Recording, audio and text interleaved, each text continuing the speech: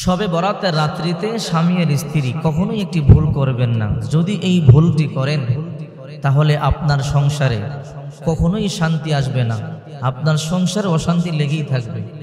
যদি আপনি অশান্তি থেকে বাঁচতে চান, যদি আপনার সংসারে কল্যাণ চান, যদি আপনার সংসারে আল্লাহর তরফ থেকে রহমত আর বরকত চান, তাহলে অবশ্যই এই ভুল থেকে স্বামী আর স্ত্রী বেঁচে থাকতে হবে। যদি আপনি ভুল করেন তাহলে আপনার সংসারে সারা বছর অভাব লেগেই থাকবে। আমি একটি হাদিস বাইহাকি শরীফ থেকে আপনাদের সামনে পাঠ করব। এই হাদিস থেকেই আপনারা বুঝতে পারবেন এই ভুলটি কি।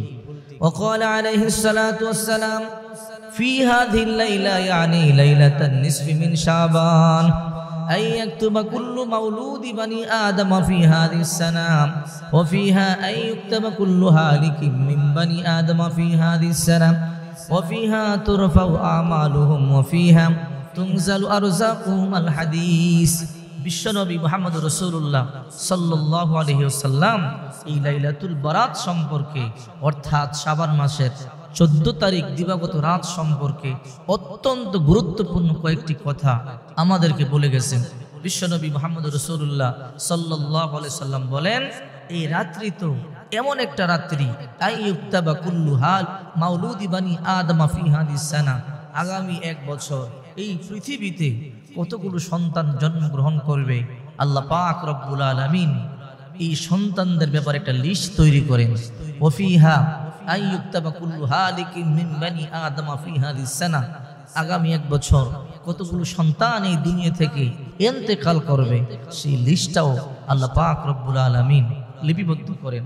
ওয়াফিহা তুরফাউ আমালুহুম, বিগত এক বছর কি নেক আমল করেছেন, কি বদ আমল করেছেন, সমস্ত আমলগুলো আল্লাহর দরবারে পেশ করা হয়।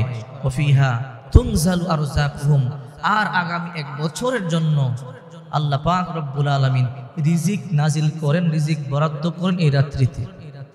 এই যে রিজিকের ব্যাপারটা, আজকে অধিকাংশ পরিবারে রিজিকের অভাবের মধ্যে মানুষ আছে, রিজিকের সংকটে আছে। আপনি যদি এই রাত্রিতে আল্লাহর দরবারে কান্নাকাটি করেন, আল্লাহর দরবারে রিজিক চান, অবশ্যই আল্লাহ পাক রব্বুল আলামিন আপনাকে রিজিক দিয়া পরিপূর্ণ করে দিবে। আরেকটা হাদিস ইবনে মাজাহ শরীফের, শুনলে আশ্চর্য হবেন। বিশ্বনবী মুহাম্মদুর রাসূলুল্লাহ সাল্লাল্লাহু আলাইহি ওয়াসাল্লাম বলেন, ইযা কানাত লাইলাতুন নিসফি মিন শাবান, যখন তোমাদের সামনে শাবান মাসের 14 তারিখে দিবাগত রাত আগমন করে, ফাকুমু লাইলাহা ওয়া সুমু ইয়াওমাহা, রাত্রিবেলা তোমরা রাত্রি জাগরণ করো ইবাদত বন্দেগীর মাধ্যমে। ওকুমু ইয়াওমাহা ওকুমু লাইলা ওয়া সুমু ইয়াওমাহা, আর দিনের বেলা তোমরা কি রাখো, রোজা রাখো। ফা ইন্নাল্লাহা তাআলা লিগুরুবিশ শামসি ইলাস সামাঈদ দুনিয়া, কারণ আল্লাহ পাক রব্বুল আলামিন সূর্য অস্ত যাওয়ার সাথে সাথেই এই প্রথম আসমানে চলে আসে, এসে ডাকতে থাকে, আলা মিন মুস্তাগফিরিন ফাগফিরলা, কে অন্যায় করেছো, কে জুলুম করেছো, গুনাহ করেছো, আমার কাছে ক্ষমা চাও, আমি আল্লাহ ক্ষমা করে দেব। আলা মুস্তারজিকিন ফারজুক, কার রিজিক লাগবে আমার কাছে চাও। এই রাত্রিতে, এত দামি একটা রাত, এই রাত্রিতে আল্লাহ তাআলা ডেকে ডেকে বলে, কার রিজিক লাগবে চাও, কার রিজিক লাগবে আমার কাছে চাও, আমি তোমাকে রিজিক দিয়ে দেব, টাকার মালিক বানাবো, পয়সার মালিক বানাবো, ক্ষমতার মালিক বানাবো। আলা মুবতালান ফাওয়াফিয়াহু, কারা বিপদগ্রস্ত আছো, অসুস্থ আছো, সমস্যায় আছো, আমার কাছে চাও, সমস্যা দূর করে দেব, অসুখ বিসুখ দূর করে দেব, রোগ থেকে মুক্তি দিব। আলা কাযা আলা কাযা হাত্তা ইয়াতলু আল ফজর, ফজর পর্যন্ত এরকম ডাকতেই থাকেন। এর মধ্যে একটা কথা হলো, কার রিজিক লাগবে আমার কাছে চাও। আলা মুস্তাগফিরিন আলা মুস্তারজিকিন ফারজুক, কার রিজিক লাগবে বলো, আমি আল্লাহ তোমাকে রিজিক দিয়ে দেব। এখন যদি আপনি ভুল করে এই রাত্রিতে ঘুমিয়ে ঘুমিয়ে কাটান, এই রাত্রিতে আরামে ঘুমায় থাকেন, স্বামীও ঘুমাইলেন, স্ত্রীও ঘুমাইল, আল্লাহর কাছে রিজিক চাইলেন না, তো আল্লাহ আপনাকে রিজিকটা দিবে কিভাবে? এই জন্যই তো হাদিস শরীফের মধ্যে এসেছে, যে ব্যক্তি আল্লাহর কাছে চায় না, আল্লাহ পাক রব্বুল আলামিন তার উপর রাগান্বিত হয়। আর একটা হাদিসের মধ্যে এসেছে, প্রতিদিন সকালবেলা প্রতিদিনের রিজিকটা আল্লাহ তাআলা বন্টন করেন। একটা তো বাৎসরিক বরাদ্দ হয়ে যায়, আরেকটা হলো প্রতিদিনের রিজিক প্রতিদিন বন্টন করা হয়। ওই সময়টা হলো ফজরের নামাজের সময়। ফজরের নামাজের পরে আসমান থেকে আল্লাহ পাক রব্বুল আলামিন ফেরেশতার মাধ্যমে রিজিক বন্টন করে। আজকে আপনি কতগুলো রিজিক খাবেন, আপনি আজকে কি করবেন, কয়টা রিজিক ভক্ষণ করবেন, সব লিপিবদ্ধ করা হয়। বিশ্বনবী মুহাম্মদুর রাসূলুল্লাহ সাল্লাল্লাহু আলাইহি সাল্লাম বলেন, যারা ফজরের সময় ঘুমায় থাকে, ফজরের নামাজ আদায় করে না, আল্লাহ পাক রব্বুল আলামিন এদেরকে রিজিক থেকে বঞ্চিত করেন। আল্লাহ পাক রব্বুল আলামিন এদেরকে রিজিক না দিয়া এই রিজিকগুলা জঙ্গলার যে পশু পাখি আছে, হিংস্র জীবজন্তু আছে, তাদের মধ্যে বন্টন করে দেয়। এই জন্য ফজরের সময় ঘুমিয়ে থাকবেন না। বলতেছিলাম শবে বরাতের রাত্রি কেমন দামি রাত। বিশ্বনবী মুহাম্মদুর রাসূলুল্লাহ সাল্লাল্লাহু আলাইহি ওয়াসাল্লাম বড় লম্বা সেজদা দিয়ে সালাত আদায় করতেছিলেন। এমন লম্বা সেজদা, আম্মা জান আয়েশা বলেন, আমি মনে করেছি বিশ্বনবী ইন্তেকাল হয়ে গেছে, মনে হয় আল্লাহ আপনাকে সারা দিয়ে চলে গেছে। মা আয়েশা বলেন, আমি তখন বিশ্বনবীর পায়ের মধ্যে একটা চিমটি কাটলাম, আল্লাহর হাবিবের পায়ের মধ্যে একটা চিমটি দিলাম, দেখলাম বিশ্বনবী একটু নাড়া দিলেন, তখন বুঝতে পারলাম আল্লাহর হাবিব মরে নাই, আল্লাহর হাবিব জিন্দা আছে। আমি তখন নামাজ শেষ করবার পরে আল্লাহর হাবিব সাল্লাল্লাহু আলাইহি ওয়াসাল্লাম বললেন, হে আয়েশা, তুমি কি মনে করেছো আমি ইন্তেকাল করেছি?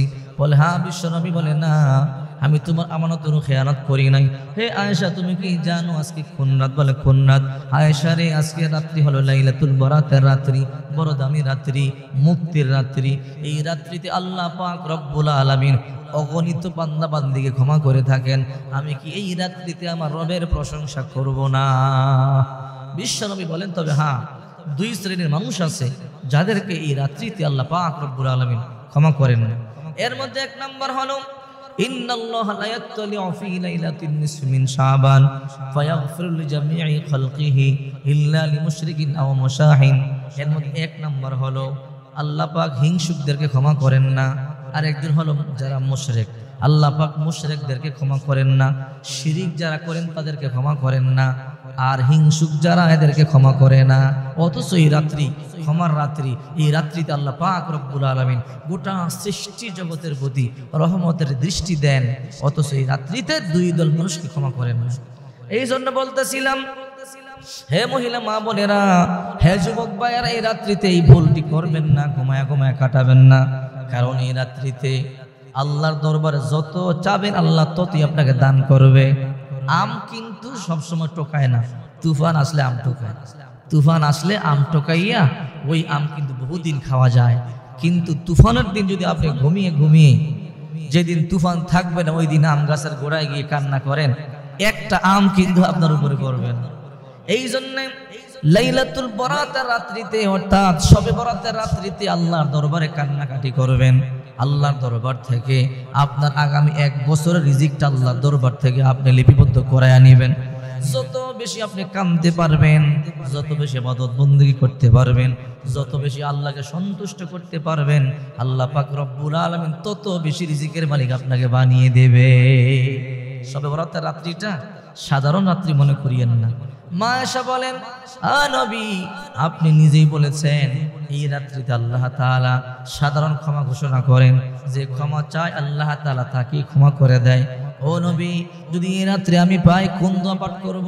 বিশ্ব নবী মুহাম্মদুর রাসূলুল্লাহ সাল্লাল্লাহু আলাইহি ওয়াসাল্লাম বলেন, আয়েশা, যদি তুমি এই রাত্রিটা পেয়ে যাও তাহলে এই দোয়াটি বেশি বেশি পাঠ করবে। আল্লাহুম্মা ইন্নাকা আফুউন তুহিব্বুল আফওয়া ফাফু আন্নি, আল্লাহুম্মা ইন্নাকা আফুউন তুহিব্বুল আফওয়া ফাফু আন্নি। হে আমার আল্লাহ, আপনি ক্ষমাকারী, আপনি ক্ষমা পছন্দ করেন, আপনি আমাকে ক্ষমা করে দেন। হে আয়েশা, যখন তুমি এই দোয়া পাঠ করবে, আল্লাহ পাক তোমার যত গুনাহ আছে সব গুনাহগুলোকে ক্ষমা করে দেবে।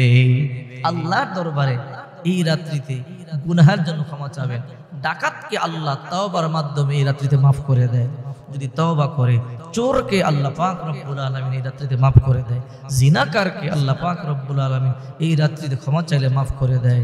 যত মিথ্যাবাদী আছে, চগলখোর আছে, গীবতকার আছে, সৎখোর আছে, যদি আল্লাহর দরবারে চোখের পানি ছেড়ে তওবা করে, এই রাত্রিতে আল্লাহ পাক রব্বুল আলামিন তাদেরকেও মাফ করে দিবেন।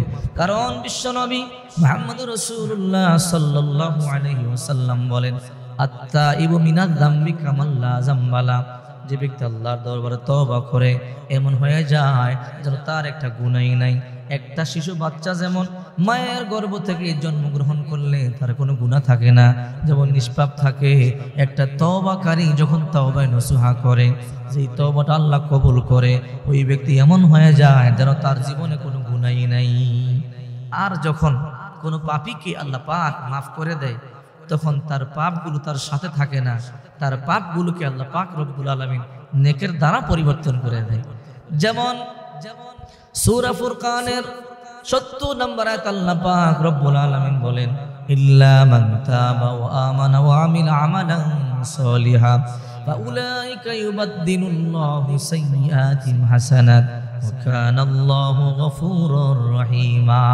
যখন কোন বান্দা বান্দি তওবা করার পরে নতুন করে ঈমান আনে আর নেক আমল করে, এই যে পিছনে যে গুনাহগুলো করেছে, পিছনে যে অন্যায়গুলো করেছে, আল্লাহ পাক রব্বুল আলামিন পিছনের গুনাহগুলোকে, পিছনের অন্যায়গুলোকে, পিছনের পাপগুলোকে ফাউলাইকা ইউবাদদিলুল্লাহু সাইয়্যাতিহিম হাসানাত, আল্লাহ পাক রব্বুল আলামিন নেকের দ্বারা পরিবর্তন করে দেয়, কল্যাণের দ্বারা পরিবর্তন করে দেয়। তখন ওই ব্যক্তি হাসরের ময়দানে বলবে, আল্লাহ আমি তো এমন নেক করি নাই, এত বড় বড় নেক আমি কোথায় পেলাম? আল্লাহ বলবো, ও গোলাম, তুমি যখন ঈমান গ্রহণ করেছো, তওবা করে কান্নাকাটি করেছো, আমি তোমার সব গুনাহগুলোকে নেকের দ্বারা পরিবর্তন করে দিয়েছি। এই জন্য আসুন লাইলাতুল বরাতকে কদর করি, লাইলাতুল বরাতকে সম্মান করি, এই রাত্রিতে ইবাদত বন্দেগীর মাধ্যমে কাটাই, এই রাত্রিতে ইবাদত বন্দেগী করে আল্লাহকে সন্তুষ্ট করি। যদি আপনি এই রাত্রিতে ইবাদত বন্দেগী করে আল্লাহকে সন্তুষ্টি করতে পারেন, আপনার জিন্দেগি সফল হয়ে যাবে, আপনার ভাগ্য খুলে যাবে। এটা ভাগ্যের রাত্রি। এই রাত্রিতে আল্লাহ পাক রব্বুল আলামিন অগণিত বান্দা বান্দীকে মাফ করে থাকেন। যে ব্যক্তি এত সাধারণ ক্ষমা পাওয়ার পরও এই রাত্রিতে আল্লাহর দরবার থেকে মুক্তি পাইল না, ক্ষমা পাইল না, ওই ব্যক্তি হতভাগা, তার মতো হতভাগা এই দুনিয়ার মধ্যে আর নাই। আসুন আমরা এই রাত্রিতে ইবাদত বন্দেগীতে